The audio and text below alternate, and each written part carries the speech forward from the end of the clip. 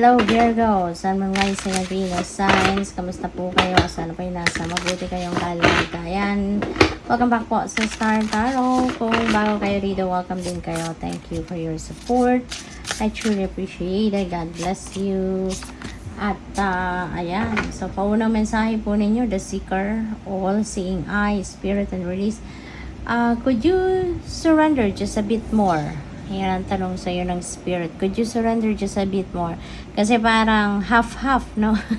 Half-half siguro yung pag-surrender ninyo, pag-release ninyo ng control over kung ano man yung mga bagay na gusto mong mangyari. So, kaya sinasabi sa inyo ng spirit ngayon, could you surrender just a bit more para makabuelo yung universe, para makabuelo, no, yung destiny ninyo, kumbaga. Kasi parang kayo rito, siguro half-half, no, yung ginagawa ninyong pag-surrender.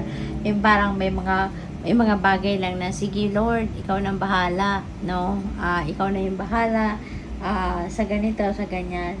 Tapos meron din siguro kayong ibang bagay na talagang pinagsisiksikan nyo pa rin, di ba? Pinagpipilitan nyo pa rin. Kaya ito, parang tinatanong kayo, no? Kung willing ba kayo, no, na mag-surrender pa ng dagdagan nyo pa, no, yung tiwala ninyo sa universe. Dagdagan nyo pa yung pagbibigay ninyo ng trust, no, sa universe. To take care, no, sa mga bagay-bagay o pangyayari sa buhay ninyo. So, tingnan natin kung ano pa mga mensahe. Kung bago po kayo rito, welcome po kayo at please subscribe, like, share my videos po. Thank you. And leave me a comment kung nakaresonate kayo. The River Queen, flow, letting go. Ayan, natural movement. Ayan. So, sinasabi dito, di ba? Yung parang, pwede ba na mag-surrender ka pa? Surrender mo na, no? Dagdagan mo pa yung pag-release mo ng control over things. Kaya ito rin, you're just going to let go. So, maybe, sa pag-iisip-isip ninyo, pag dinilay-nilay ninyo, baka mas mapagdidesisyon na ninyo na sa ngayon na it's better to just go with the flow with life. No? Baka maiisip nyo na talagang mas mabuti nga na mag-surrender na lang kayo ng lahat-lahat. I-surrender nyo na lang lahat sa universe. No? At just go with the flow with life, no? So, pwedeng yun na ang path na maaaring tahakin ninyo after some time, no? Na mapag-isipan ninyo, makapag-muni-muni kayo, no? So, tingnan natin kung ano pa mga mensahe para sa inyo. Maraming salamat din pala, no, Virgo, sa lahat ng ninyo, ng suporta sa aking channel. Thank you for not skipping the ads. Napakaganda ng 9 of Cups. Thank you for sending me donation, no, through Super Thanks. At by the way, no, maraming salamat sa mga nakapag-subscribe na sa aking channel. At bukas na po ang channel membership natin. Kaya kung interesado po kayo, mag-member na po kayo. So, napakaganda, no, ng paunang mensahe ninyo rito sa tarot deck, no. We have 9 of Cups. So, this is wish fulfillment, no, Virgo. May mga wishes kayo, no, kasi hindi lang isa yan. May mga wishes kayo na magka-come to fruition. So, this is your birth month na, di ba, August na, and this is towards the end of the month, no. So, talagang birthday season yun na to. Kaya maaaring yung mga wishes ninyo, no, ibibigay na sa iyo ng Divine Universe, no? So, ngayon pa lang, ipagpasalamat na natin yan, i-claim na natin yan, at para nang sa gayon, mahatak na natin kung ano man ito. So, ibigay na to sa inyo ng Divine Universe. At this is also a time for joy and happiness, diba?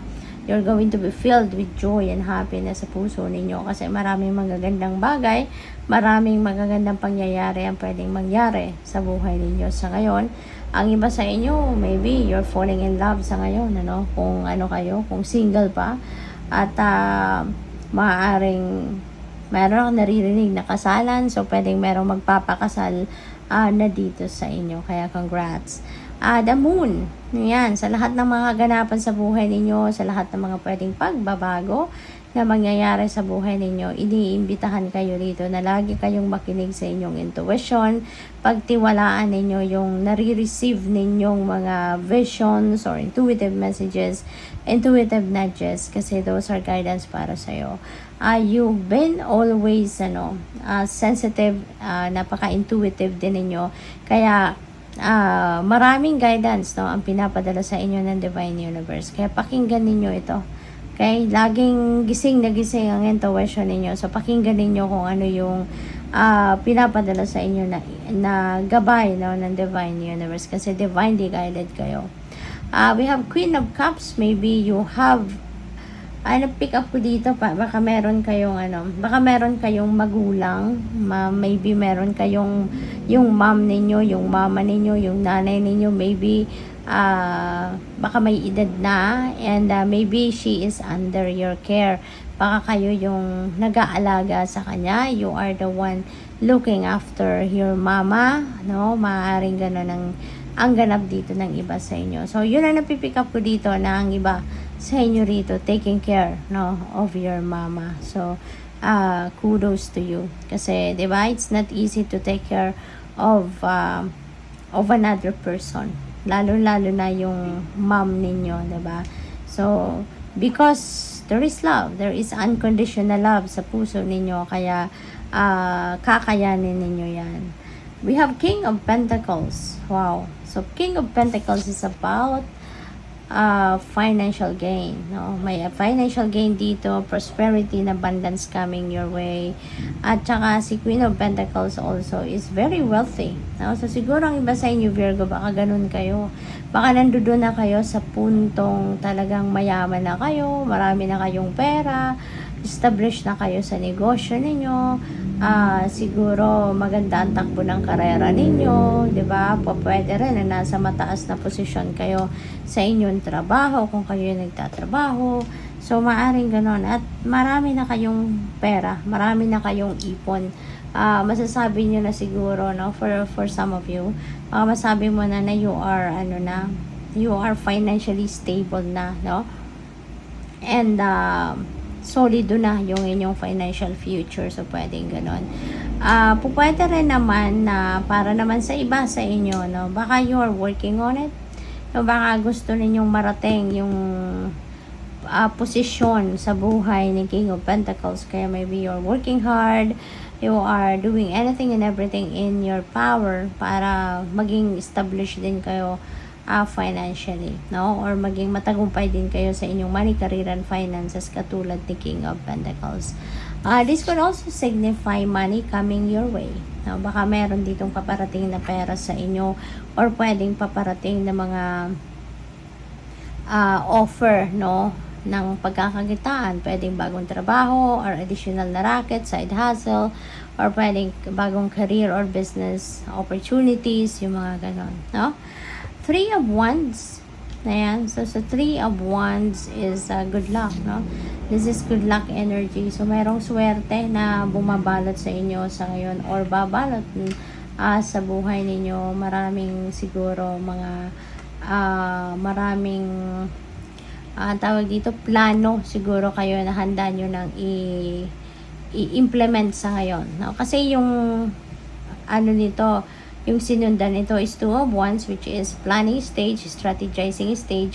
So, ngayon, na Three of Wands, implementation stage na kayo, no? So, may mga plano kayo na ngayon, sisimulan nyo ng gawin, sisimulan nyo ng i-roll ang dice, kumbaga, at magiging maswerte kayo, no? You can expect success, no, sa gagawin ninyo. Kasi si Three of Wands is a good fortune energy, no? So, habang ngayon, maswerte, nasa horizon ninyo ang swerte. So, maaaring magkaroon kayo ng success sa mga gagawin ninyo, no? Good luck. Ace of Swords. This is victory energy. So, talaga maging matagumpay din kayo. Meron kayong mga bagong perspective, bagong ideas, insights, information na matatanggap dito, no? From the divine. At yun ang mga magagamit ninyo para pagtagumpayan or para harapin ninyo yung mga problema. ninyo sa buhay, no? Kasi maaaring meron kayo mga challenging situation na maaaring pinagdadaanan recently, and because of that, epiphanies of new ideas, siguro yun ang mga hinihingi ninyo, dinadasal ninyo sa universe na ipadala sa iyo para makatulong na masolusyonan ng mga pinagdadaanan ninyong problema. Marireceive ninyo yan at yun talaga siguro magiging susi para mapagtagumpayan mo ito. And there is a new path, no, coming your way. There is a new chapter sa buhay ninyo na sisimulan kayo with the Ace of Swords. So, good luck sa'yo. So, tignan natin kung ano ang final message ni Virgo. Final message po ni Virgo. We have the moon. Take time to reflect. Okay? Take time to reflect. Kailangan ninyo magnilay-nilay, magmuni-muni. Kasi siguro busy kayo lagi. So, hindi kayo nagkakaroon ng time para makinig, no, sa inyong intuition. Kaya kailangan ninyo na mag-reflection mode kayo para nang sa gayon makapag-tune in kayo sa soul niyo, makapag-tune in kayo sa sarili niyo and sa inyong intuition. At saka, maybe isa din ito sa paraan para kayo din ay makapagpahinga physically and mentally, diba? Makapag-meditate muna kayo, makapag-prayer mode kayo, yung gano'n. Just to get back to your core, no? Para mag-ground din ninyo ang inyong sarili. So, good luck. Thank you for watching Love and Light. Namaste.